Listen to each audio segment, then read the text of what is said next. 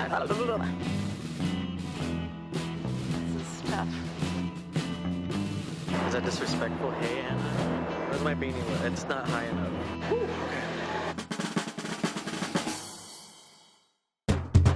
Hey Anna, what do you think of Rihanna's style? I can never get enough of Rihanna's style. The two opportunities beyond the cover shoots that we've done with Rihanna that I was able to work with her closely was the time that she performed at the Met. And then this past year, when she was a co-chair, she asked John Galliano to design a look which was an homage to the Catholic Church.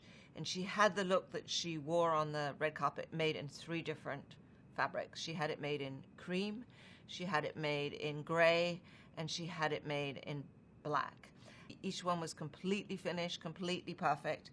And there was a papal tiara made to go with it. So it was obviously an homage to the Holy Father.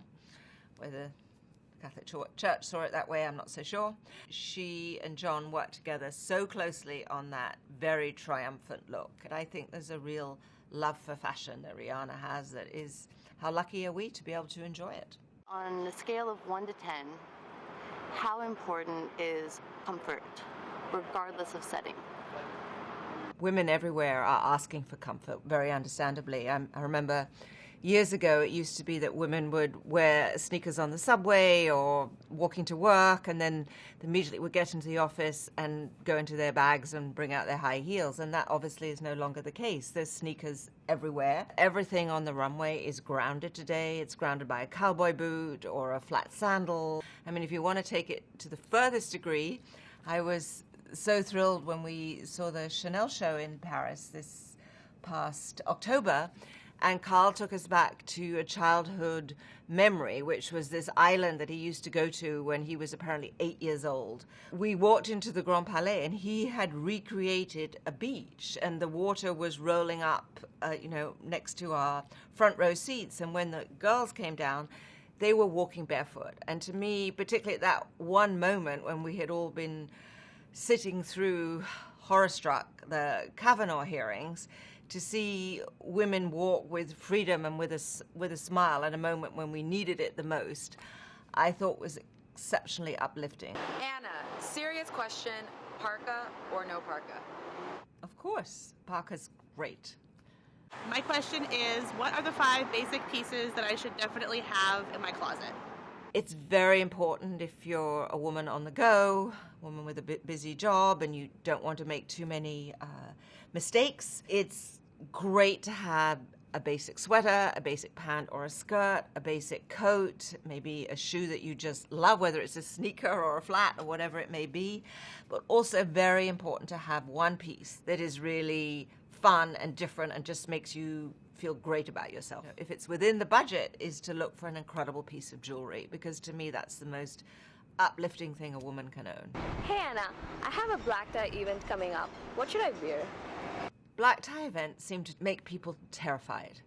And to me, what I always like to see is someone who is wearing something at night that reflects their personal style, that they're not following what they maybe mistakenly think is a rule. Don't wear a boring sequin dress or a debutante-style dress just because you feel you should. I get the most pleasure and the most excitement, and I think the person who's wearing it does as well, when I look at a woman who's wearing something that I feel looks just like her. I mean, I love the way that Cara Delevingne dresses, the fact that she wore a morning suit to the latest royal wedding and looked incredible with a top hat. I mean, to me, that was a pure joy to see. And she's always either in super short or a pantsuit, which is exactly what the designers are showing on the runway right now. And she always dresses for herself. I don't feel that she's ever looking out of character or out of step with who she is. So Anna, I'm wondering, who is your favorite model? I couldn't possibly choose one. Too many that are fabulous. What do you think separates art and fashion? And what do you think unites art and fashion? Well, there's a lot of bad art and there's a lot of bad fashion, so I would say that unites them. I think that art and fashion can come together, and they can be also completely separate, and fashion can be utilitarian and practical and about keeping you warm or do sport in or whatever it may be. And that's not saying that it isn't unimportant or not useful or not fashionable, but maybe it doesn't need to be in a museum. And then you have great designers who are thinking much more about fashion in a cultural context or a political context or in some kind of reflection of the world that we're living. That is fashion on a different level. It's created often by hand. It's created with a statement in mind.